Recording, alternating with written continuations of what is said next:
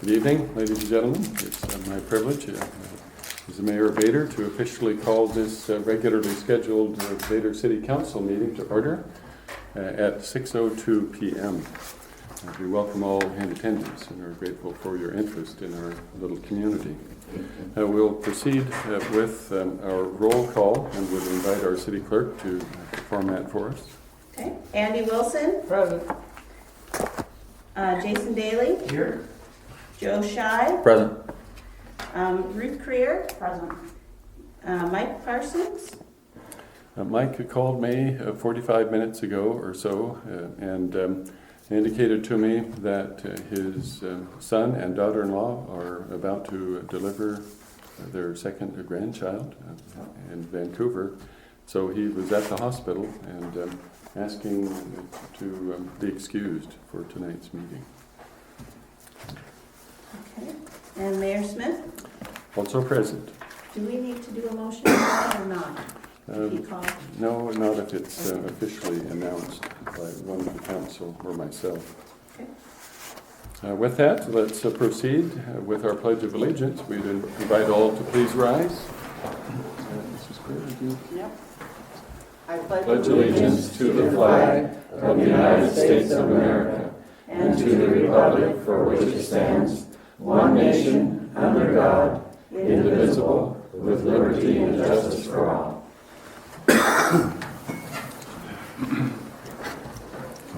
All right, with that, we will proceed with our mayor's report. Item number 1 is an update on our code enforcement. I know the members of the City Council have been waiting anxiously to hear progress on the enforcement of our abandoned house ordinance. And I'm pleased to finally report to you that effective yesterday, we've begun to send out official letters. And we sent 6 out. I've reviewed half of them, and they are decisive, well-written, and legally defensible. And some of the properties in question are the burned-out house on the corner of the south end of Main Street, the burned-out Quonset hut next to the Masonic Lodge, and an abandoned house up on 10th Street next to the Gwens, and the house on the corner of 506 and it would be B Street. And so I'm thrilled. It is a historic moment in the city of Vader, and it will be most intriguing to see the response from the property owners. And so stay tuned, but the letters have been sent, so now we can await their response. Did you want to tell them about the deadline? Or not yet? No, we'll get into the weeds on that, but there's not a long deadline on those. Within a very short time frame, they have to respond as to what their course of action is going to be. So stay tuned on that. Item number 2, I'm going to skip over that and report to the council something that I learned about this afternoon at about 4 o'clock. I got a phone call from Pastor Tracy Durham here at the Assembly of God Church. And he was quite excited because he had just been informed that, if you recall, or maybe not, but some months ago, he had become aware that there was a McDonald's on Rush Road that was remodeling, refurbishing their business, and they were removing the playground equipment from that McDonald's. And they gifted it to the Bethel Church, just nearby. And they fully intended to install that equipment on their, or in some nearby location for the kids' use. But they reached the conclusion that it probably wasn't something that would be in their long-term best interest. So they approached him and indicated that they would like to gift all of that playground equipment to the city of Vader. And it's an extraordinary act of charitable kindness.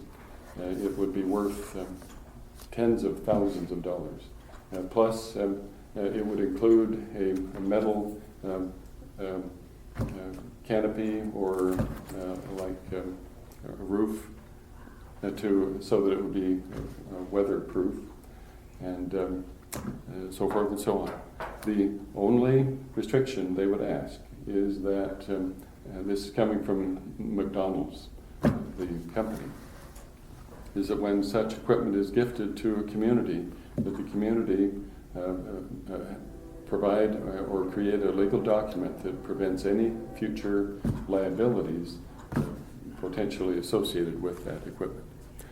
And I thought, with my experience, that that would be something this community could do fairly easily. But I told Pastor Durham that I would immediately report this to the council, and there's no specific rush on it. Some of the other issues related to it would be that we'd need to transport it. We'd get it from point A on their property to point B, which would be, I suspect, Wade Park. And we would need to assemble it there, and we'd have to do it according to safety guidelines, and we'd probably have to have a cement pad that would, or some sort of cement installation. I believe it's something that the park board would bring to us. Exactly. With a big well said. plan. Mm-hmm. So I just bring that to for your preliminary awareness, and stay tuned as we work our way through it. I wasn't entirely sure that the city would need to support that in the form of a motion or not at this moment in time, but at least for the next 2 weeks we'll explore just what our legal options are as far as that agreement there. Okay, with that I'll then jump back to item number 2, which involves an emergency preparedness program that was brought to my attention recently. And I was contacted by an individual. Her name is Dossie Wilson. Dossie, observed, is in the back, sitting with her husband Jeff. We thank you both for being here. They recently moved to Lewis County from Pierce County? Spokane County. Oh, Spokane County, okay. And where she in particular had a considerable involvement with the county, I gather, with emergency preparedness activities, so which would be comparable to what Steve Mansfield, former Lewis County Sheriff, he's the now the head of the Lewis County Emergency Preparedness Program. And so Mrs. Wilson has been in touch with Mr. Mansfield, and they're coming up with a prototype that they are interested in applying in a small city in Lewis County. And so Mrs. Wilson contacted me and asked if the city of Vader might be interested in this proposal. So I've asked Mrs. Wilson to come and give a very brief synopsis of this initial awareness presentation of it. Are you ready? So, yeah. Okay. So, just really fast, so I worked at in DEM in Pierce County, then we went to Spokane County. I didn't do anything there, just so you know. So, the program, okay, so Steve and I are talking about setting some classes up in neighborhoods where we would help that neighborhood become self-sufficient in a disaster, after a disaster, following a disaster. And so I've been researching for a long time. And Map Your Neighborhood, I know you've heard of it, is supported by the state of Washington. And so I've contacted them to see if we could, and I've given you this information just so that you can see the cost-wise as opposed to. So there wouldn't be much cost at all. If we can get the state to give us some information, some pamphlets and some DVDs and some paperwork, then there wouldn't be hardly any cost at all to the city. Okay, I've looked at your map, probably about 12 different classes. It can be anywhere from one 90-minute presentation, for the neighborhood, or we can do it in classes where you actually go out to each other's houses and you check for gas leaks or how to turn off somebody else's water, where those things are, so that if somebody was gone, you know, how we could turn off their gas or water so that it wouldn't have hurt them, and it certainly wouldn't, you know, affect the neighborhood, you know, in a diverse way. And also to identify that not only the inventory of what they have for each other to help each other and what they might want to think about as a group to obtain, but also what are their special needs, those kind of identifications, and pet needs, because we all know what Katrina was like and what that did for their community. And there's a big support for sheltering if we had to be evacuated in this county. Red Cross is the major organization that would take care of that, and they would tell us we'd learn what to do if we were going to be evacuated. So there's two kind of components. One is to help that neighborhood stay there and be self-sufficient and help each other and know what to do. Anywhere from individual help all the way up to CERT training, which is citizen emergency training, which not everybody needs to know, but at least if somebody in the group was willing to go do that, then you'd have that component. To first aid, to who's the nurses and who's the doctors in our community, all those kinds of issues could be identified. So with that, and I've been in touch with the state on that, and the public educator there is, of course, on leave until like the 15th, so I couldn't really get a, you know. But it's a great program. A couple things I want you to know is in this program, after the Nisqually quake in 2001, 92% of 460 neighborhoods were able to report responding in a timely and organized manner to the needs of their neighbors. That's a big, significant thing when that Nisqually quake hit. I also want you to remember this one phrase. Okay, so let me just say, so I'll kind of give you an idea, maybe really fast, of breaking your community down and doing classes, or we can talk more about what you would want that to look like, to the cost, which would be very minimal. I volunteered to do that. I just want to explain I'm a nerd with this. It's my passion. I just want to make sure we're ready. I served in the American Red Cross right after the tornadoes, the 4 tornadoes that hit Florida in 2004, and I'm telling you that's nothing compared to what could happen to us. And so by doing that, I just kind of went, oh my gosh. And so I came back with this fire in 2004, and that's where I come from with that. And the other thing I want you to remember is yo-yo, okay? You're on your own, okay? You're on your own for quite a while. They can't respond to everybody. They can't get everybody everything they need. So we as a community, you as a community, need to take those steps to be self-prepared for just that period of time until people can come in and can help you and can get you back on track. So who would do the teaching? I could teach the classes. Oh. So if you did a night, like if you took 12, you could do 1 week a 90-minute class, the next week a 90-minute class, or if you wanted to do 5 weeks per thing, per community. You don't want to do more than 15 to 20 houses as a neighborhood, because then it gets too big. It can be overwhelming. There can be more contention in those kinds of bigger groups. You want to kind of put the group small. Mm-hmm. So, questions, ideas, thoughts? Would those be held at individuals' houses and things like that, so you could show That's them? a good question, but we could set those classes up maybe at the fire station or at a Grange or at a school, house, classroom. I'm pretty sure there'd be PowerPoint probably involved, handouts. There would be forms to fill out. For example, you want to keep track of who's coming to the meetings, so you have contact information with each other.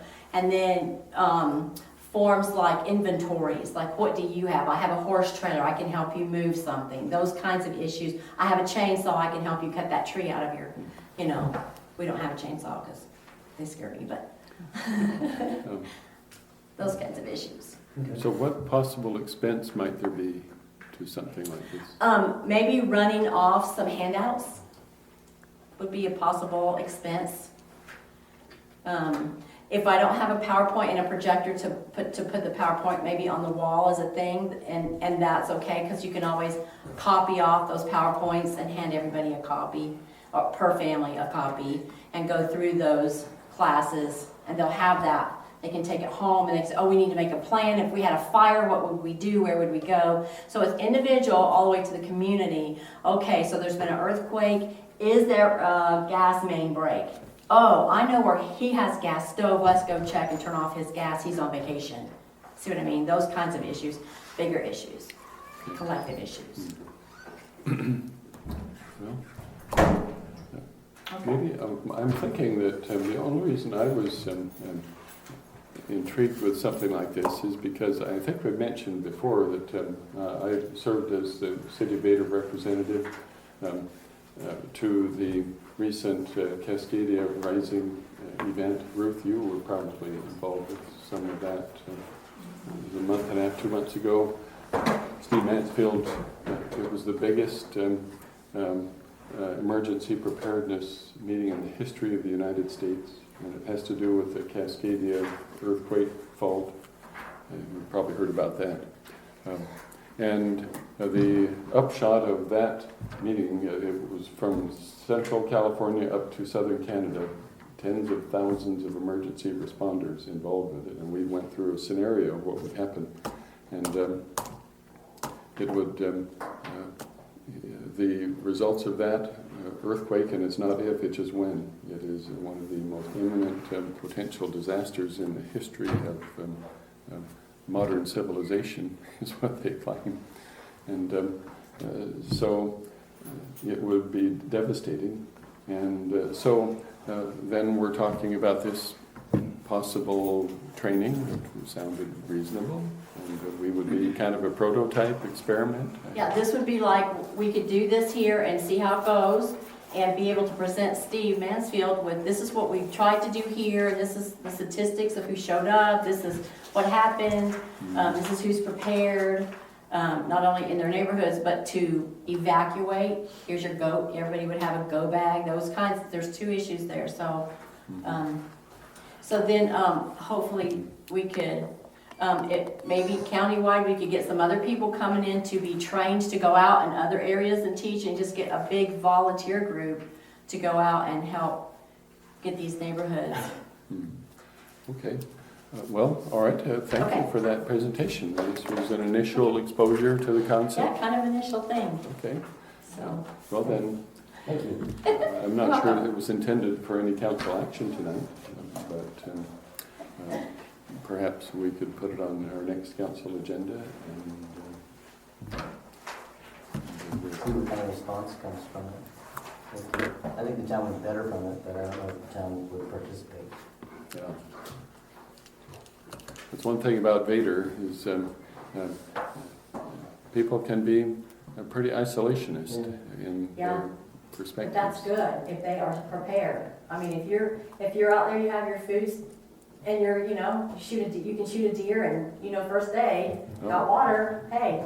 Oh, I was thinking more of cats. No, I'm That joking. keep us going for 90 days right there in this task. You got a lot of pets. Yeah. Okay. Well, anyway, thank you very much for being here. We'll keep you posted. Go. Okay, thank you. Okay. Thank you. Gotcha. All right, let's proceed with the council reports. Council members have anything they would like to bring to the collective attention?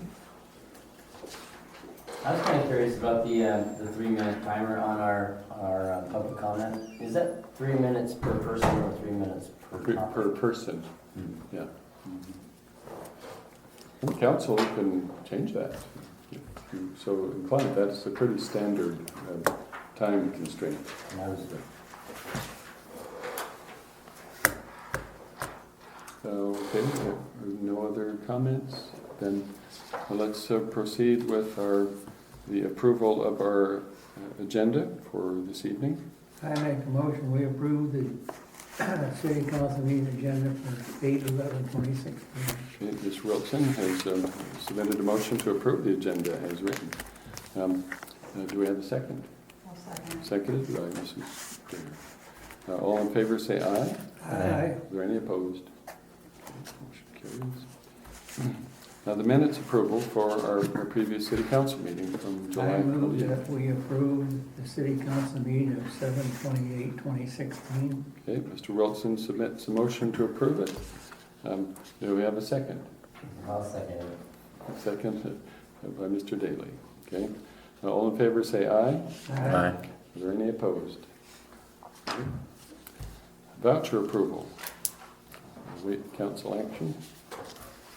I'll make a motion to approve the vouchers for the first half of August in the amount of $15,252.92, and the correction for the end of July 2016 in the amount of $16,748.79, for a July 2016 total of $43,479.70. Okay, Mr. Shy has submitted a motion to approve the figures as noted.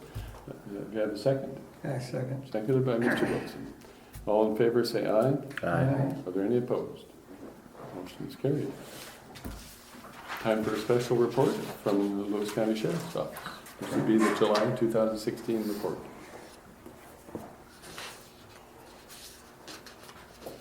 So you're ready for your troubles now. That's your pencil. So citizen contacts for July, 362. So it's a big month because we had some activities and stuff. So that's, we had a total of 24 calls.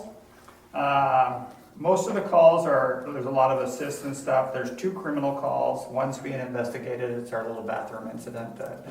And then there's some animal calls, which seems to be cropping up. And just a reminder to everybody that the city has its ordinance for animals, and so does the county. So beware of what you need to be doing for your animals. So, and 16 traffic stops for the month.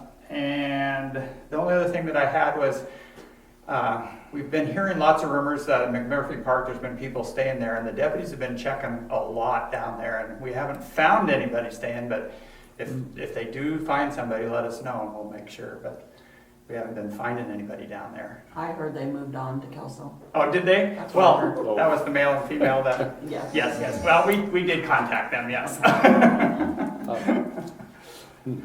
So, any questions? Thank you very much for that report. Wonderful. Okay, now we will proceed with our public comment. Do we have any? Thank you. Thank you. There's nobody on it. Did anybody want to sign on that didn't get a chance? I kind of got it out late. Okay, Looks like none. Marty, wonderful. And now let's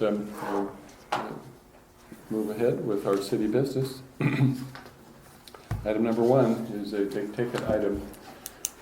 Council to consider the recommendation for engineering services regarding the wastewater treatment facility plan update amendment.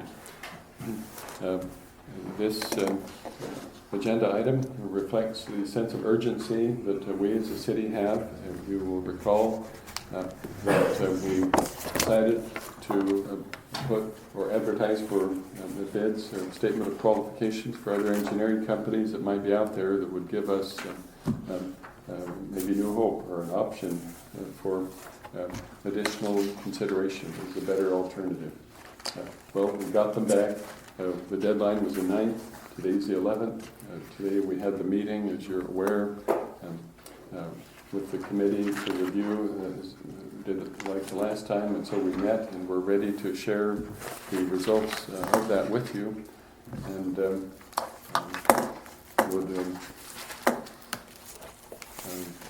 rather than the mayor initiate conversation, I'd invite Mr. Wilson and Mr. Shy, who was an observer, to share the outcome of it. I have the tabulated survey results. Now, I can tell you there were 5 SOQs turned in, Statement of Qualifications, which was good. And I personally went last week on Wednesday on the tour with Nev Peltier, our Public Works employee. And we did a walkthrough, and from that walkthrough came these 5 prospectuses. Mr. Wilson has one in his hand. So with that preamble, we do have individual from the community who has his arm raised. Sure. Yeah. Okay. BCH, how come we BHC. got the old engineering? They How we withdrew. got rid of them? Yeah, they withdrew from further participation. And what did we pay them? Paid them $160,000. And didn't get anything? Oh no, we got the waste treatment facilities plan, and but we're going to amend it because we weren't satisfied with the three alternatives that they identified. They're too expensive for us. And So- the DOE change. Yeah, the DOE contributed to that change when they removed our access to the Cowlitz River as an effluent source. So, with that, Well, I'll give us a quick summary. So there were 5 plans submitted, and 2 of the plans, 2 engineering companies, the plans were fairly bland. They were just a whole summary of a variety of things we've heard before, but nothing really original, and no real thinking went into their 2 plans. And the other 3, which had potential, one of them just involved pretty much digging an even bigger lagoons for storing the water until the summer, or the winter, when you could release it, which is not, it's kind of a brute force way of doing things. The other one would also probably involve enlarging the lagoons and just enhancing aeration, which left one, which was actually fairly exciting, from Civil West Engineering. And they've actually done this in this particular thing in the city of Powers, Oregon. And the summary is interesting. They say here, the city routinely sees wastewater flows during the rainy season of over 30 times the normal flow. While inflow and infiltration concerns are normal in Western Oregon, the numbers at Powers are among the worst we've seen. And that's exactly what the city of Vader is also fighting, the immense amount of extra water running into the sewer system in the winter. And what this company did was pretty much rebuild the sewer system in town and install small pumps at every house, and created a slight vacuum-based system, and it eliminated all the inflow water. And their summary was, by pursuing the out-of-box alternative of replacing the entire system, we're able to reduce the size of the required treatment plant from 1.5 million gallons per day to less than 100,000 gallons per day facility. And they've proven that they can do it, and it was less expensive than all other alternatives, and it is, in my opinion, the most exciting thing we've heard out of all of these.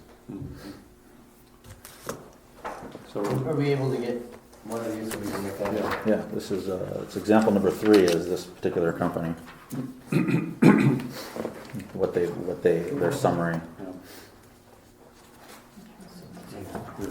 And I believe you want to say more about the recommendations from outsiders that have dealt with this company she's were quite well received, seems, from what I've heard. I think that what Mr. Shai is articulating is that in the final analysis, that company received the highest score in our rating system. And so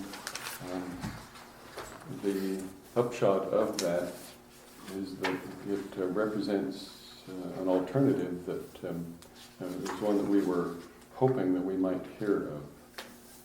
So we do have another comment from the public. Okay, proceed. I forgot what I was going to ask. So they want to, what I'm just reading here, they would evaluate installing septic tank effluent pumps, Mhm. which would include installing septic tanks at each residence. There, yeah, it would be about the size of a little barrel, and the pump would go inside, and it drains and shoots into the vacuum system. And so it would all go in its own self-contained vacuum process and get pumped into the piping, that would be part of the vacuum system, go directly into the waste treatment. And that's something that the city would, not each resident would insure, but the city would. Right. That'd be part of the cost. Right. Okay. And What you is the can cost use, on this? well, this is, it's all case specific. We haven't gotten to that point yet. But, I mean, I've been very impressed with the representative of this company. Garrett Pallow is his name, and he's very articulate. And you'll recall conversations about the Blue Frog aeration system. We were tipped off on this company by them because they aren't employees of them or have any affiliation with them, but they were well recommended in this Joe Proc's life experience. And so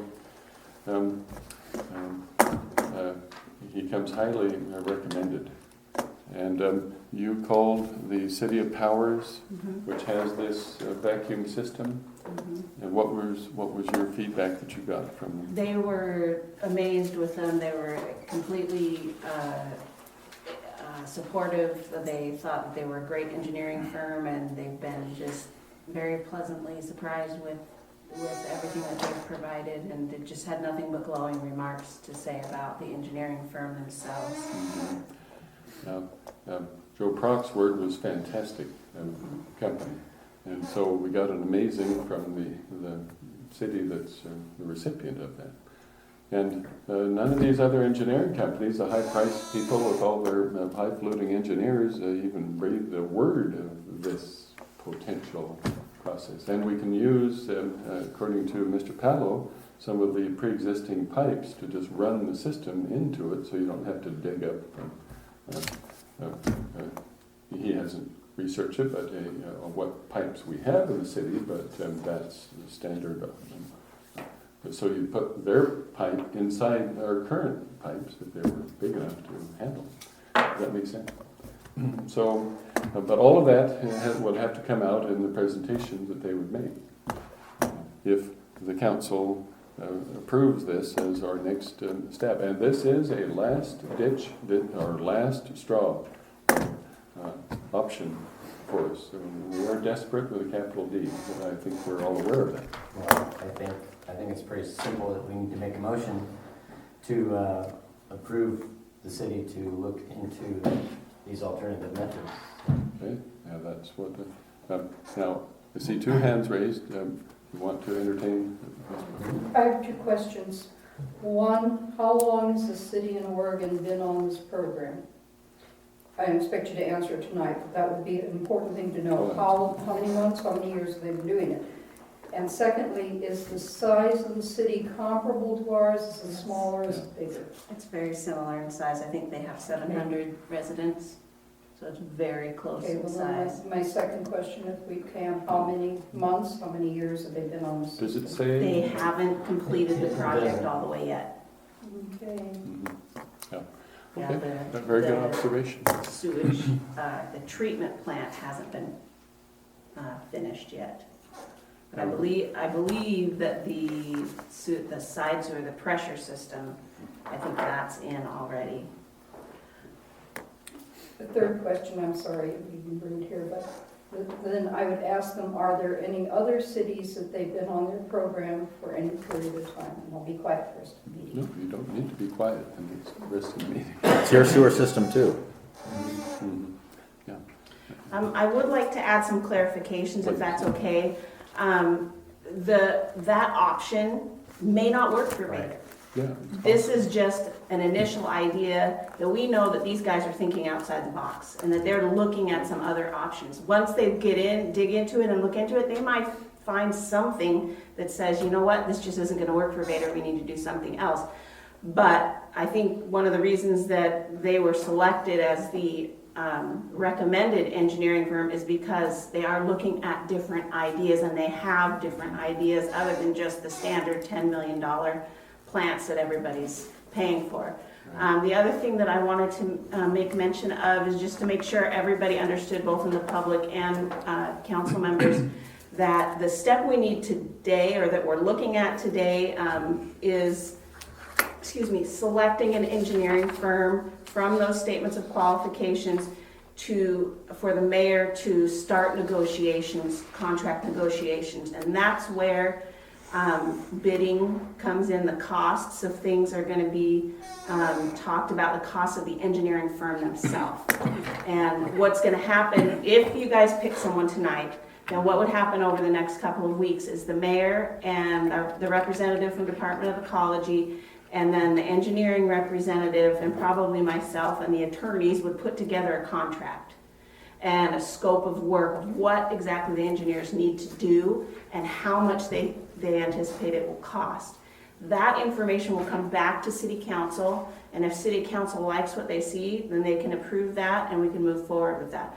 If the council doesn't like it and you say, wow, this is too expensive, this looks crazy, something, whatever, you can say, no, we don't want to work with these guys, let's pick somebody else. So that's kind of where you stand tonight. So tonight, we just need to know if you're ready to make a decision on who you want the mayor to move forward with to the next step. It's still not a final decision, but it would get him to that step where the mayor can provide you with the actual dollars and cents and scope of what actually they're going to do with our facility plan and design. Thank you for clarifying that. That's an important observation.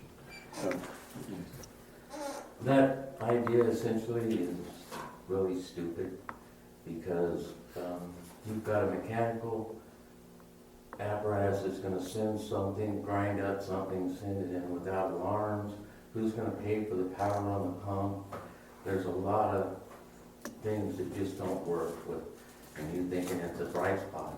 It's, think out of the box, but think logically, not something like that. That's stupid, if you think about it. All right. Well, Thanks. the public is always free to express what they believe is stupid and what's not. And I think the elected officials can embrace that same right and privilege the comments made by the public. Obviously, a 30-second review of whatever it is you read entitles you to make that opinion, but there are those of us who have talked to the people and read the documents and reached out, and they didn't. We didn't reach that conclusion. So it's not a 30 excuse second. me, this is not an interrogation or a cross-examination of the city council meeting. So we're obviously, I'm very Don't sensitive talk to like that. I only had 30 seconds to read it. Well, I'm maybe a 2 professional minutes. plumber. Okay, I just wanted to make it clear Okay, that you you did. very strong, the city council very graciously allows the members of the public to make comments. And so we're entitled to an opportunity to respond to those comments. With that having been said, however, I think it would be appropriate to move forward as was suggested by our city clerk. One thing I thought of after Bob made his comment was, Yeah. with that system, what if the power went out? Where would we be with a Sure. with a pressurized system at that point? Now, those were addressed but by that would be an Mr. interesting Paulo. question. So I can assure you that you put a system in like that, for somebody to cavalierly say it's stupid is kind of a reflection on the observation made by the person, because you really don't know what the engineers do. I mean, the City of Powers, they said it was an amazing system, right? It'd be fascinating to hear their response to something like that. So with that, I think that it's incumbent upon us as elected officials of this smitten community to move forward as intelligently and expeditiously as possible. So with that. Well, Civil West seemed like the most innovative firm. That they gave us multiple options that were different and forward thinking. Also, they're highly rated. Most of the other firms, they wanted to build concrete bunkers or dig deeper holes. Yeah. Neither of which we really think is going to take us places where we want to go. So I'm thinking Civil West would be a great firm to give us initial plan review. Was that a motion that? I'll make a motion that we, what would we do? Authorize the mayor to pursue additional information. Something to make- that effect. So select that you say civil engineer or Civil West is, in your opinion, the most qualified engineer and that we should move forward with contract negotiations. I make a motion that we consider Silva West to be the most qualified engineering firm and to authorize the mayor to pursue further negotiations with them. Okay, all right. Why, Great why motion. weren't those of us involved in Yeah. the whole five? Yeah, that's a valid question, because in the last time we went through this, the council identified a committee of 3, and Andy Wilson volunteered. In fact, maybe it was this council. So we reconvened that same committee, and Mr. Scheid had just volunteered. I just found out about it today when I picked up my packet and Yeah, volunteered to come and listen. yeah. So that's the straightforward answer, but it's the council after consultation. Now, if the council wants to wait for 2 weeks and then consider the options and look into it, it's your recommendation. And so I think it's important to embrace that reality.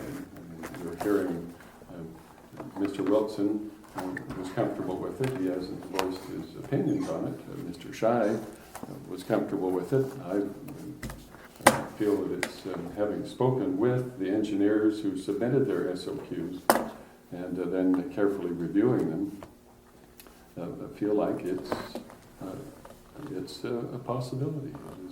It's an option that has not been addressed before. And there are other nuances to this that we haven't taken the time to explain to the other council members. So I hope the upshot is that you know that the vote that you take here, you can postpone it. But we're just acting as expeditiously as we can. So that, Mr. Wilson. One of my opinions was no oxidation ditch across the Enchanted Valley. It's not in there.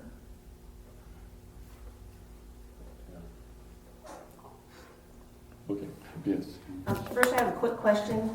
Jason, did you actually make a motion earlier, or were you just talking about? Well, I said I think we need to make a motion. Okay, to- but you weren't actually No, making no. one. Okay, I just want to make sure that someone's motion didn't get ignored. Okay. The second thing I wanted to clarify, and it would have been better had we clarified this at the last council meeting, but I didn't realize that until afterwards. But the reason that the selection process went the way it did is in our original selection process, when all of us here were new to this process, and you guys weren't even on council yet, I don't think Joe was even on council maybe then either, was Kathy Reed, the representative from Department of Commerce, helped us understand how cities typically go about making the selection process, because who knows, anything about the engineers, how do you go about selecting that? And so it was explained that generally what you do is the city will get together a couple of people. If it's a bigger city, you would have your public works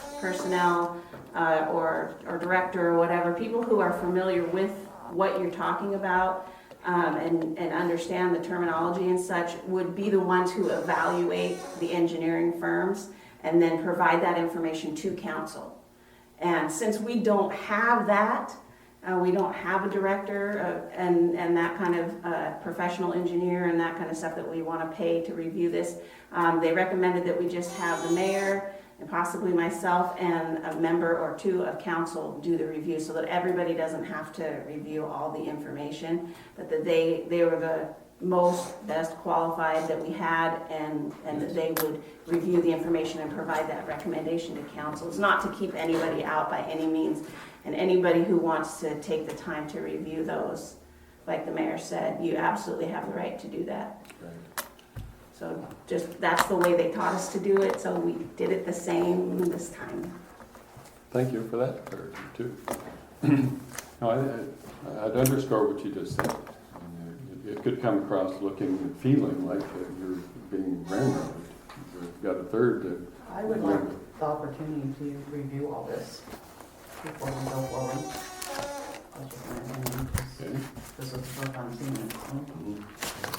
Well, we did have a motion that I did hear articulated by one of the council members.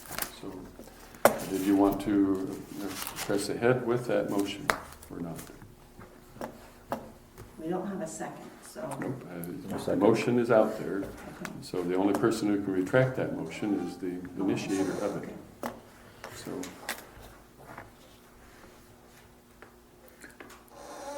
Well, I can retract the motion if Ruth would like to another couple weeks to review the data.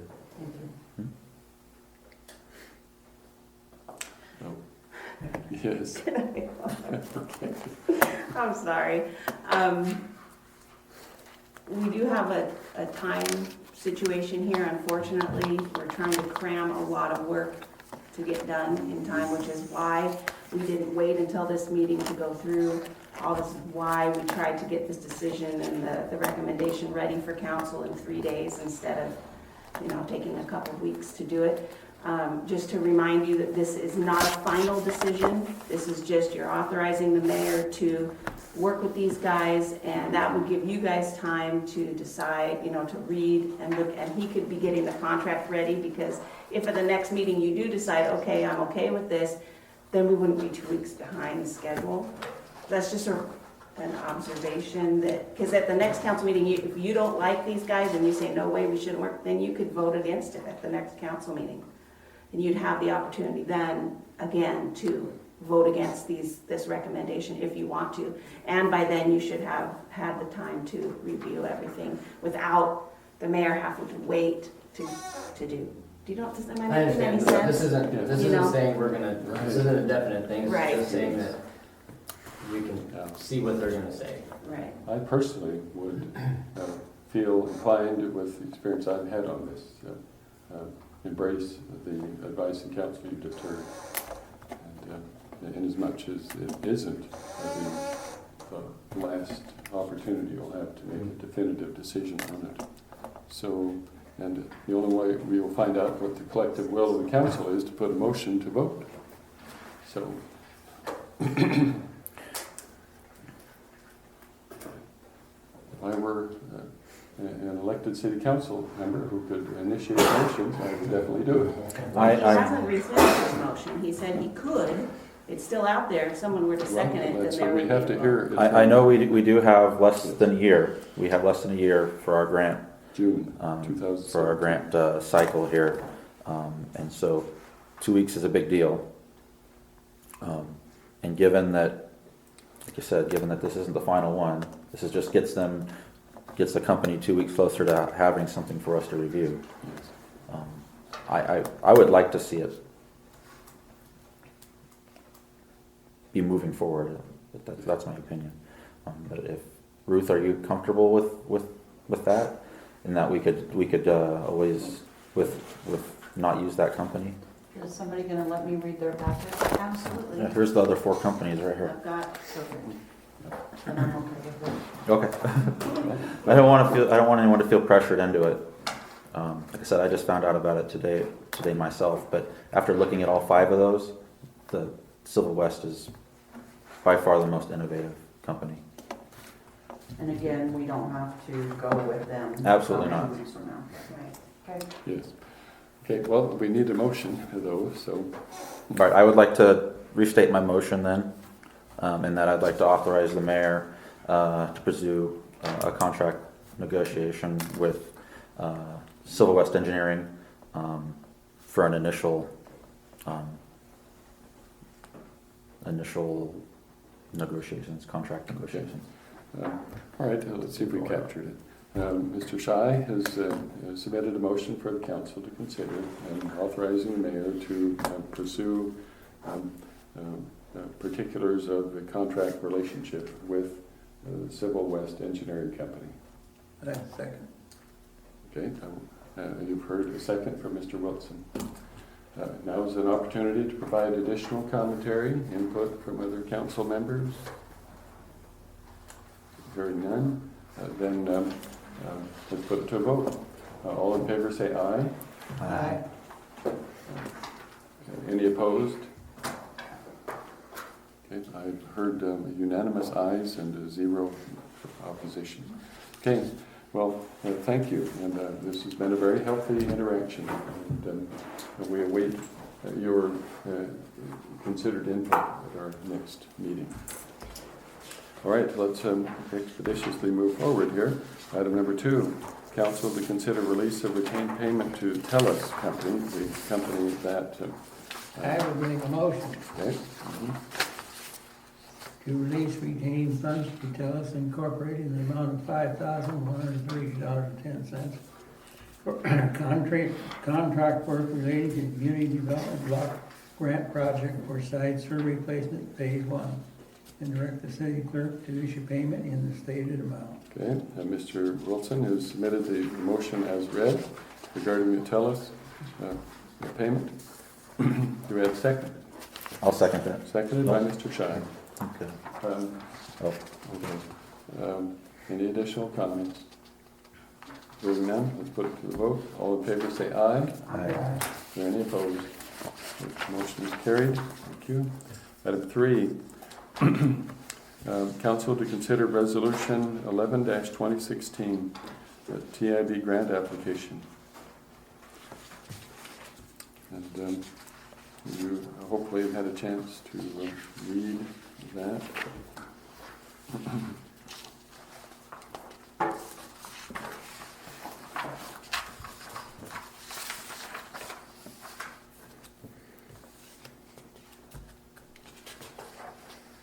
I would make a motion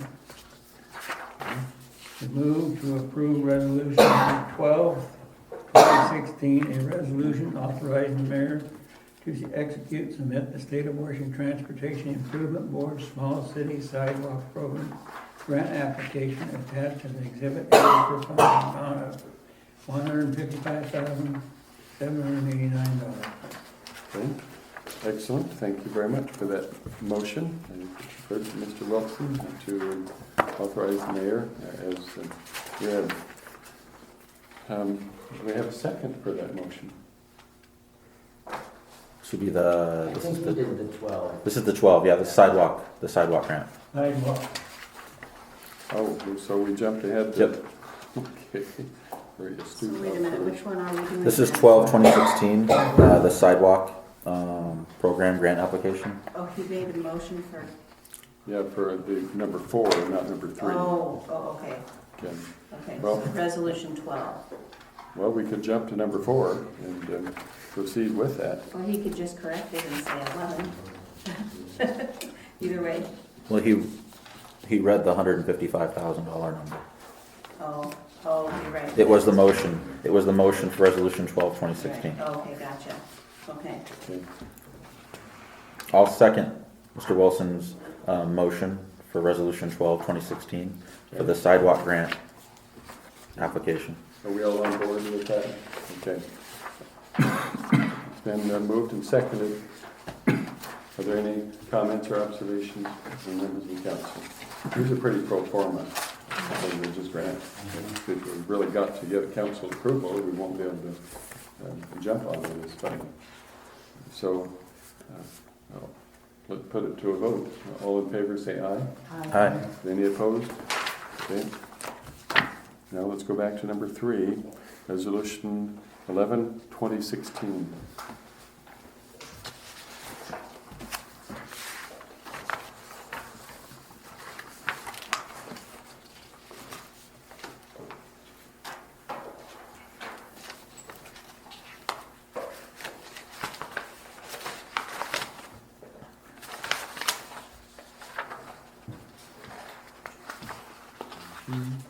I can make the motion. I like it, but I'm the one that helped work on the thing. So. Well, there's no law against you making a motion. I think folks are reviewing.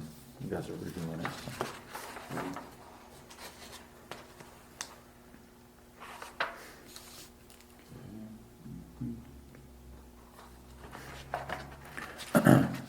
I'll make the motion. Okay. I move to approve Resolution 11, 2016, a resolution authorizing the mayor to execute and submit the State of Washington Transportation Improvement Board Small City Arterial Program grant application attached as Exhibit A for funds in the amount of $523,833.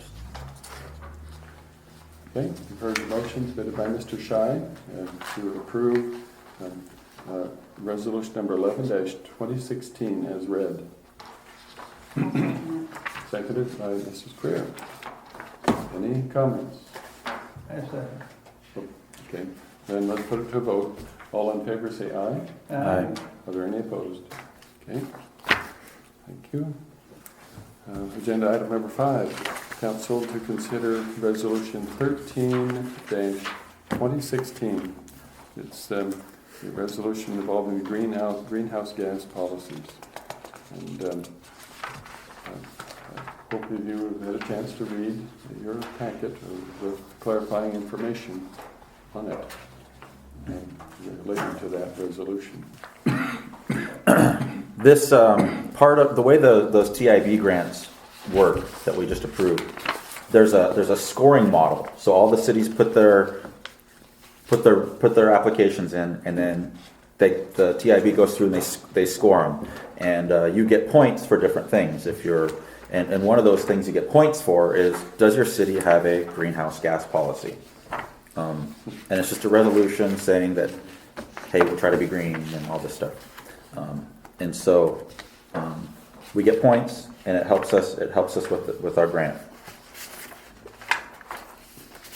Just kind of another pro forma requisite for certain grant applications. And if they're going to give us $650,000, it's just pretty small thing for us to do. Just go ahead. I'd also like to add in the agenda bill that it explains that the city has already accepted $700,000 from CDBG, and part of that acceptance was the city agreeing to adopt a greenhouse gas policy of some kind.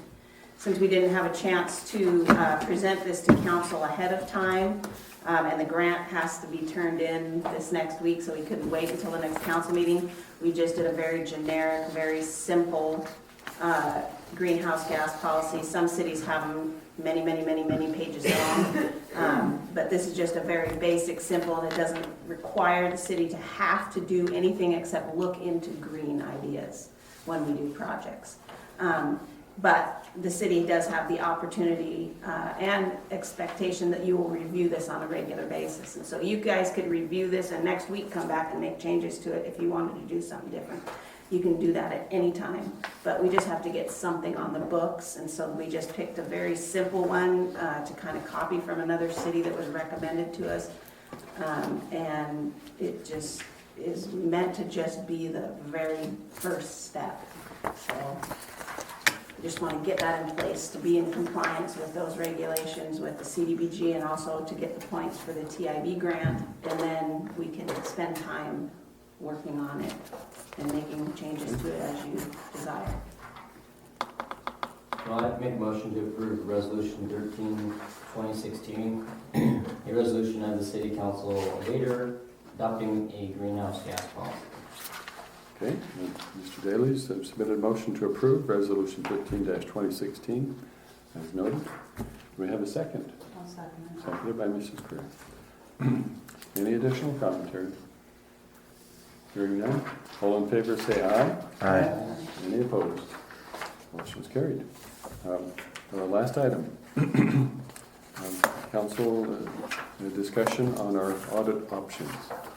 We added this to the agenda because we are anticipating, as we approach September, the initiation of the audit season. And I'm going to invite our city clerk, who's shared some of her observations, to clarify what audit options the council ought to consider. Okay, so the reason this is coming up is because the council in the past has approved budget monies to pay for having 2 audits done at one time. What happens is there's a financial audit where they look at your numbers and make sure all your numbers are correct, and then there's an accountability audit where they look at all your processes and make sure that you have internal controls in place and that you're doing things, double checking so that people can't do fraud and things like that. So they usually don't do them both at the same time. They usually do one year and the other the next year. And the city, like I said, has opted to do both of them, to sign up for both of those audits this year, even though only one is required. And the reason that they had done that originally was because we were wanting to hurry and get 2 good full audits in a row.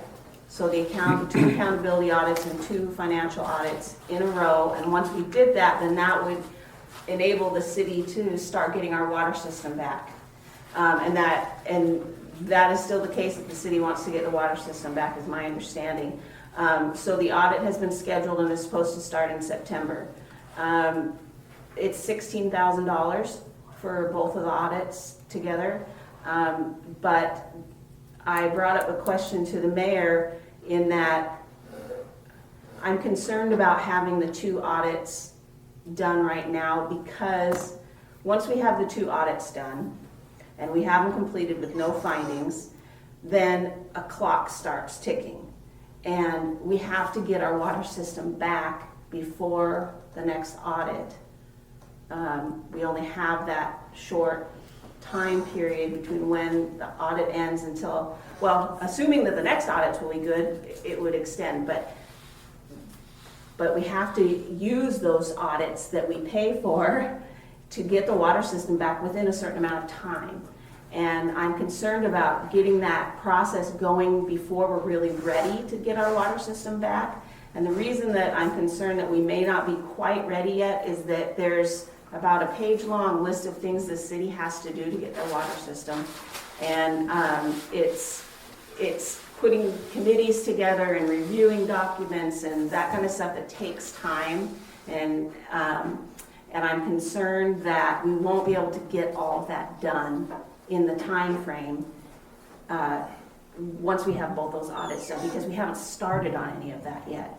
My thought is that if we just do the 1 audit that's required this year, then we can start working on that list of things and get those processes going, have the communications with the Department of Health, have the communications with the Department of Ecology, and have our sewer system further along so that we look better in their eyes as to being able to handle the water system. Because they're looking at our sewer system to see how we're handling it, to see if we can handle the water system.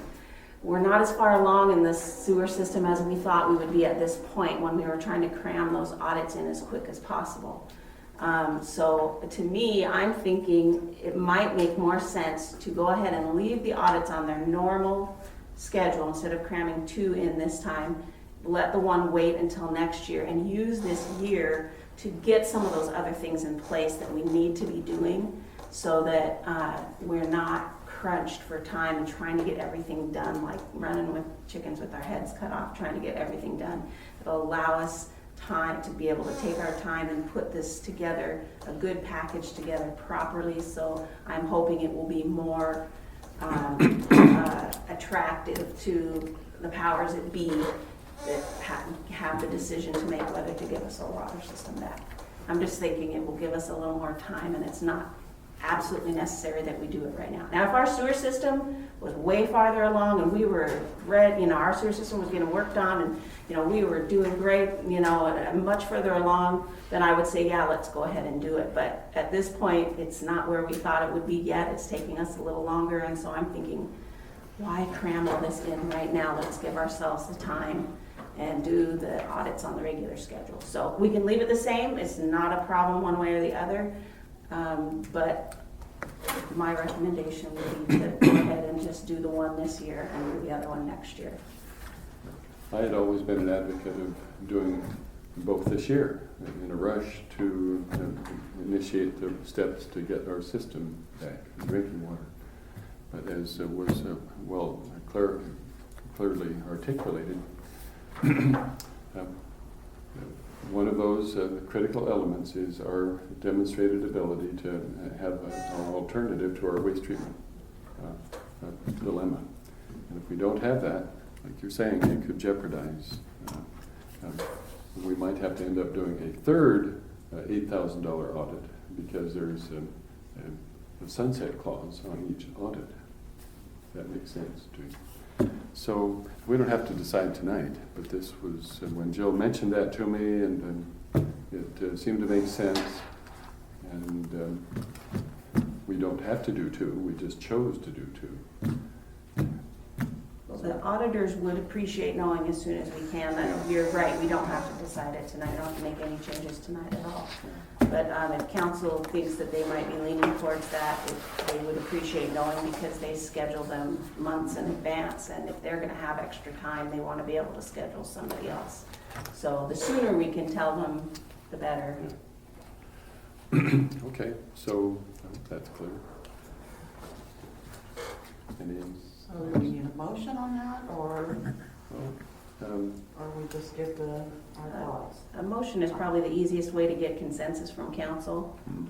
Then we don't have to worry about did we do it right or not. I'll make a motion that we just do the one audit this year. And I would second that. all right, we've got a motion submitted by Mrs. Creer to alter our audit strategy and only do the one that would normally be conducted per year. And we had a second for that motion, Mr. Wilson. Are there any thoughts, concerns? Hearing none, let's put it to a vote. All in favor say aye. Aye. Are there any opposed? Well, that was expeditious action. The motion is carried. And believe it or not, we've concluded our agenda, so I would officially declare the city council meeting closed at 7:07. Thank you. Thank you all for your decisive action.